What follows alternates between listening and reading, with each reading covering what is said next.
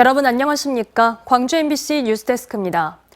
대구 경북 신공항, 일명 TK 신공항 특별법이 국회 첫 관문인 국토위 법안 소위를 통과했습니다. 광주 군공항 특별법과 동시에 추진되고 있는 TK 신공항 특별법인지라 같은 내용을 담고 있는 광주 군공항 이전 특별법도 다음 달 열리는 상임위 소위를 통과할 걸로 전망되고 있습니다. 빠르면 다음 달 국회 본회의를 통과할 수도 있습니다. 김영찬 기자가 보도합니다. 광주 군공항 이전 특별법과 동시에 추진되고 있는 대구 경북 신공항 특별법. 그동안 여러 이견으로 무산됐던 대구 경북 신공항 특별법이 국회 첫 관문인 국토위 법안 소위에 통과됐습니다. 기부대 양여 차액의 국비 지원과 에타 면제, 부지 개발 사업에 대한 인허가 등 발의안의 핵심 내용이 반영됐습니다. 그리고 TK 신공항법도 그동안 여러 위원님들께서 비공식적으로 참 많은 고생을 하셨고 남은 쟁점 문제도 오늘 집중적인 토론을 통해서 가급적 좀 통과가 되는 방향으로. 이에 따라 같은 내용을 담고 있는 광주 군공항 특별법 통과 가능성도 커졌습니다. 여야는 두 법안을 국회 본회의에서 동시 처리하기로 합의한 만큼 광주 군공항 특별법도 다음 달 4일부터 이틀간 열리는 국방위 법안 소위와 전체 회의에서 무난히 통과될 것으로 보입니다. 여야 정치권과 광주 대구 지역은 국회 본회의에서 두 법안이 동시에 상정될 수 있도록 긴밀한 협력을 약속했기 때문입니다. 저희 광주 군공항 특별법도 사실상 통과된 거나 다름없다라는 의미입니다. 왜 그러냐면 대구 경북 관련된 군공항 법하고 광주법을 거의 차이 없이 맞춰진 법안이기 때문에 강기정 광주시장은 환영문을 내고 군공항법이 통과될 수 있도록 여야 국회의원들을 직접 만나 협력을 강화하는 등 호소에 나섰습니다. 광주 지역 의원들과 함께 또 4월 4일 전에 함께 이 국방위 법안심사에서 이 광주 군공항 특별법이 통과될 수 있도록 함께 또 촉구하는 일도 해나가겠습니다. 다만 광주 군공항 상임위는 국방위, 대구 경북 신공항의 상임위는 국토위로 다루고 광주 군공항 특별법을 다루는 국방위 위원장이 국민의힘 소속이라는 점에서 100% 통과를 장담하기 힘든 것 아니냐는 우려도 있습니다. MBC 뉴스 김영창입니다. 구청 소속의 육아 도우미가 생후 8개월 아기를 학대했다며 부모가 이 도우미를 경찰에 신고했습니다. 수사를 한 경찰은 기소 의견으로 사건을 검찰에 보냈는데 검찰은 아동 학대가 아니라며 해당 도우미를 재판에 넘기지 않았습니다. 아이의 부모가 제보한 당시 CCTV 영상을 보시고 어느 기관의 처분이 맞는지 판단해 보시죠. 임지은 기자가 취재했습니다. 광주의 한 가정집에 설치된 CCTV 영상입니다. 8개월 된 여자아이를 잡고 뒤로 냅다 내동댕이 칩니다. 그러더니 이번엔 아이를 들어서는 앞으로 내치듯 굴립니다. 아이가 바닥에 머리를 쿵 찢습니다. 처음에는 아기를 이렇게 안고 이런 식으로 내려 찍듯한 모르겠어 놀이인지 이런 식으로 하고 있더라고요. 깜짝 놀래가지고 이제 바로 제가 핸드폰으로 녹화를 한 거거든요. 좀 화가 많이 나고 막 흥분이 막 이게 가라앉지 않더라고요. 광주 동구청에 간접 고용된 육아 도우미에게 아이를 맡긴 부모는 지난해 4월 도우미를 경찰에 아동학대 혐의로 고소했습니다. 수사에 착수한 경찰은 해당 구청과 합동 조사를 벌였고 아동학대 판정위원회에서는 학대가 맞다고 판단했습니다. 관련 판례도 어느 정도 검토가 되는 상태에서 아동학대가 되는지 안 되는지 여부에 대해서 판단을 한번 받아보고 싶다. 그래서 구청에서 아동학대 사례 결정위원회를 개최했었고 이걸 토대로 경찰은 검찰에 사건을 넘겼지만 검찰은 도우미에 대해 불기소 처분을 내렸습니다. 광주지검의 불기소 처분을 납득하지 못한 부모는 광주고검에 검찰의 처분이 달라고 항고했고 검찰은 역시 받아들이지 않았습니다. 그런데 이 기각된 항고 사유서를 본 부모는 뜻밖의 사실을 알게 됐습니다. 검찰이 불기소 처분의 근거로 삼은 광주 동구청 공무원의 아동학대 조사서가 이상했던 겁니다.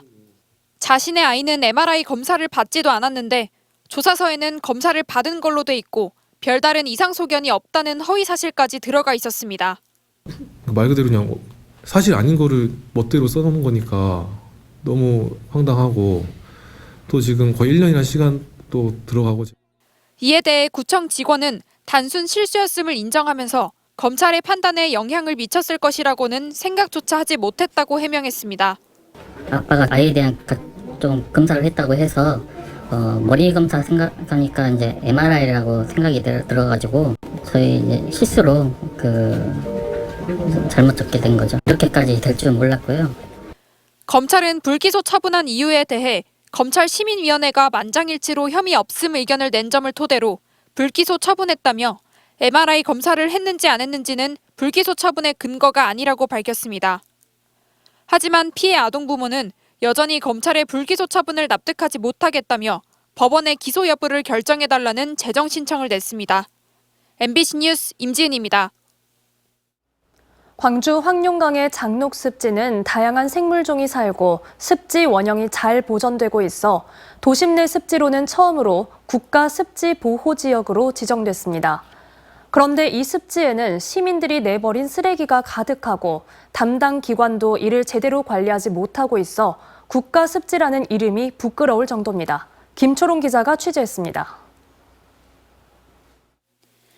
광주 광산구 일대 황룡강을 따라 조성된 국가 습지보호지역인 장록습지입니다.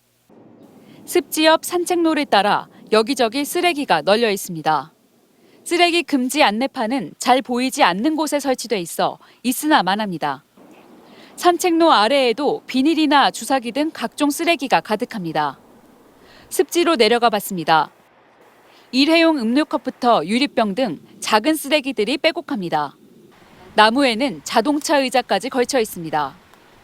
냄새가 나고 이거 쓰레기가 너무 많아가지고 안 좋고 위생상에도 안 좋고 이렇게 보기에도 안 좋아요.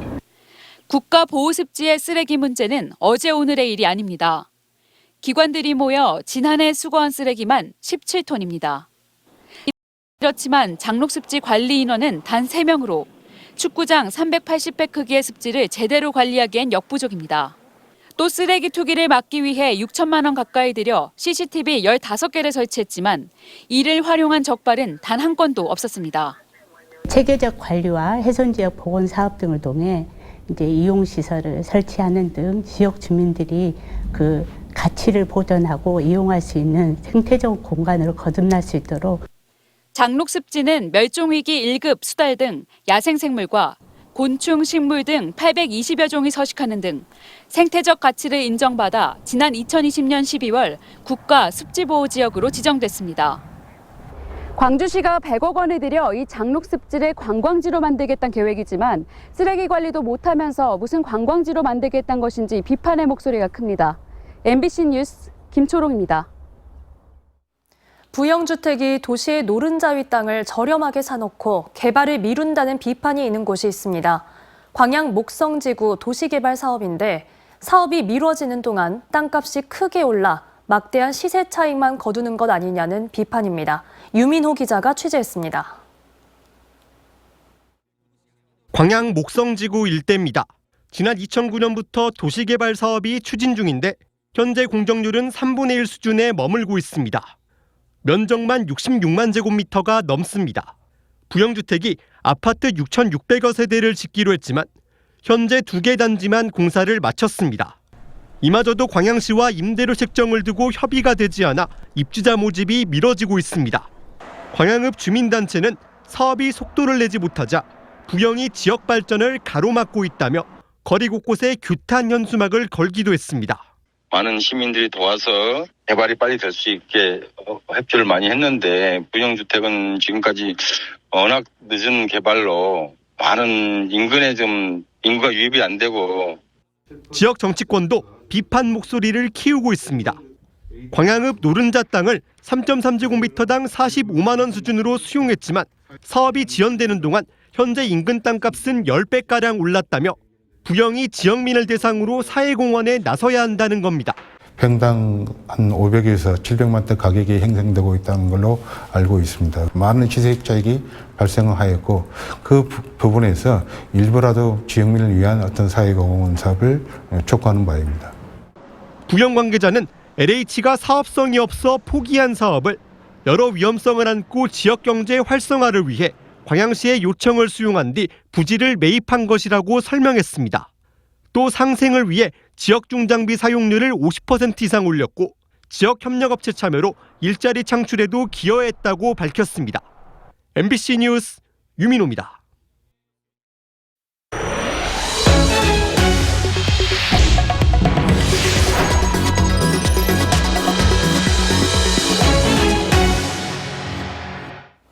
오늘 낮 장흥군의 한 식품 가공 공장에서 불이 났습니다.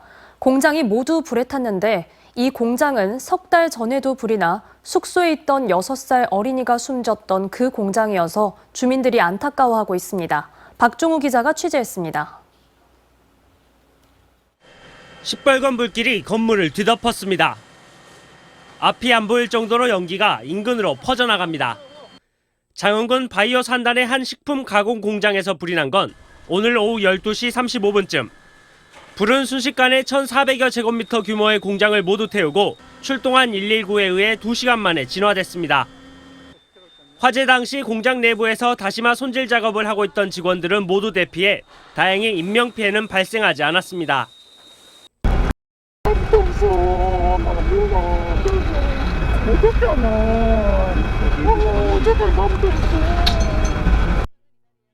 불은 공장 1층 조리실에서 시작된 것으로 추정되고 있으며 소방서 주산 10억 원대 재산 피해가 발생했습니다.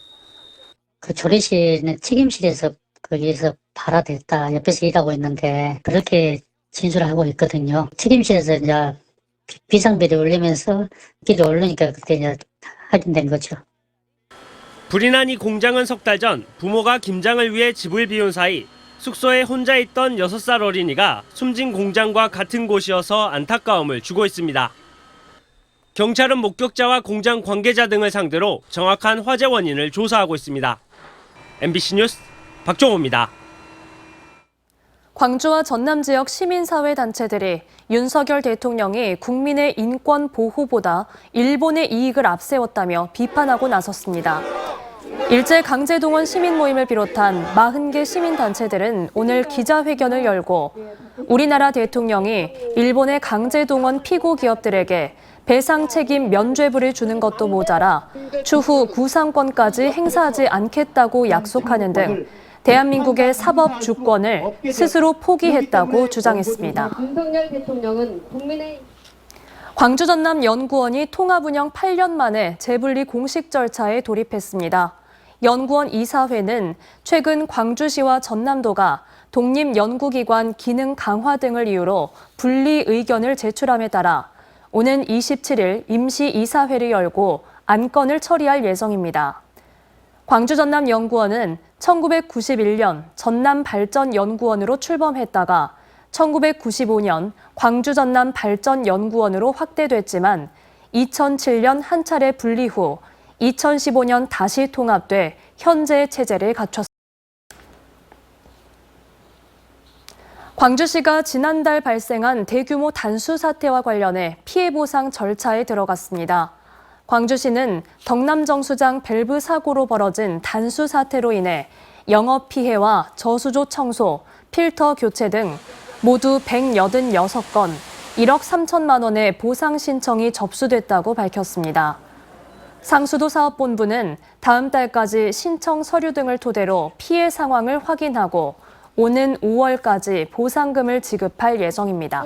일단은 이거는 비상용. 화순군이 적벽을 둘러볼 수 있는 셔틀버스 운행을 오늘부터 시행했습니다.